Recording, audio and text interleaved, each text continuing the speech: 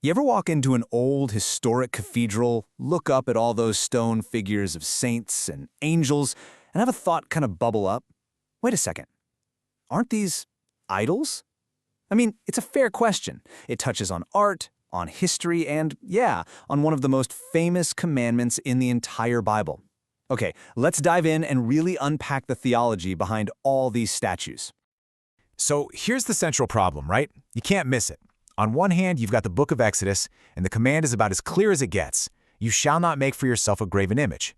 But then, on the other hand, you walk into countless Catholic or Orthodox churches, and they are just filled with these beautiful, incredibly detailed statues of Jesus, Mary, and the saints. It seems like a massive contradiction. So, what gives? You gotta ask, is this just a huge, centuries-old misunderstanding of the rules, or is there something deeper going on here? Well, to get to the bottom of it, we have to do more than just read the English translation. We've got to go back to the original text. And here's our first big clue. The commandment wasn't written in modern English, right? The actual Hebrew word used is pisel, and that word is way more specific than just graven image.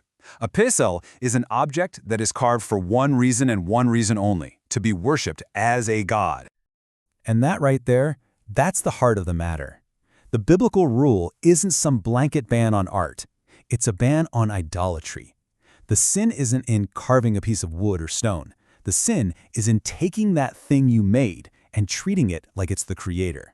It's all about the intention. So if the real issue is idolatry, then we need to get our heads around a super important distinction the church makes, a kind of theological line in the sand between how you treat God and how you treat, well, everyone and everything else. It comes down to two totally different words for two totally different kinds of honor. First, you've got adoration. The Latin word is latria. This is the all-out, hands-down worship that is for God and for God alone. To give that to anyone or anything else is idolatry. But then there's veneration, or dulia. Think of this as a deep, profound, respectful honor. It's given to the saints not because they're gods, but because they're heroes of the faith who are now with God. This is such a great way to understand it. No one believes the statue is the saint. The idea is that the honor you show to the image passes through it to the person it represents. Just think about it. When you kiss a photograph of someone you love, you're not in love with the paper and ink, are you? Of course not. You're showing your love for the person in the photo. A statue is meant to work the exact same way. It's just a focal point for that love and respect. Okay, but even with that distinction, you might still be thinking, but what about the commandment itself? I mean, if God really hated all images, you'd think the Bible would be pretty consistent on that point. Well, it's not. In fact, and this is where it gets really mind-blowing, there are times in the Bible where God himself commands people to make religious statues. And the proof is right there in the Old Testament. It's not even hidden. Just a few chapters after the Ten Commandments, in the very same book of Exodus, God tells Moses to make two big golden statues of angels, cherubim, to put on top of the Ark of the Covenant. Later on, he has Moses make a bronze serpent statue to heal people. And Solomon's temple, God's own house on earth, it was filled with huge statues of angels and all sorts of carvings, and God gave it the thumbs up. So the prohibition was clearly about idolatry, not about art. But the biggest shift in this entire story, the one event that was the ultimate game changer for the relationship between God and imagery, well, that happens in the New Testament. It's called the Incarnation. See, before Jesus came along, the logic behind the no images rule was pretty straightforward. This verse from Deuteronomy lays it out perfectly. The Israelites couldn't make an image of God because when God spoke to them, they saw no form. I mean, how can you draw a picture of something that's totally invisible? You can't. You'd just be making something up and slapping God's name on it. But then, everything changed. God took on a human body. He became visible. This one verse from Colossians is the whole theological key. It says, Christ is the image, and the Greek word there is icon, of the invisible God.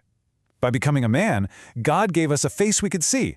The old rule about not making an image of the invisible God was fulfilled, because God himself provided us with a visible one.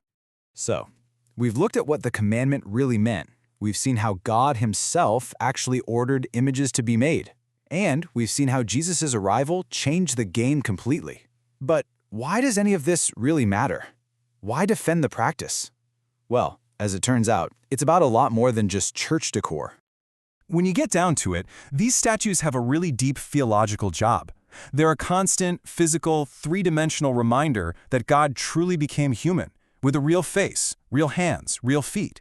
In fact, saying you can't make an image of Jesus gets you dangerously close to an ancient heresy that claimed Jesus only looked human. So this whole understanding actually makes the Bible make more sense. And on a personal level, they just work. They act as spiritual aids, just like that photo of a loved one, to help focus the mind and the heart and lift our thoughts to God. In the end, this whole debate really points to a profound idea about art and reality, that the physical world around us isn't some barrier separating us from the spiritual. Instead, maybe it's a pathway to it. And that leaves us with a pretty cool question to chew on.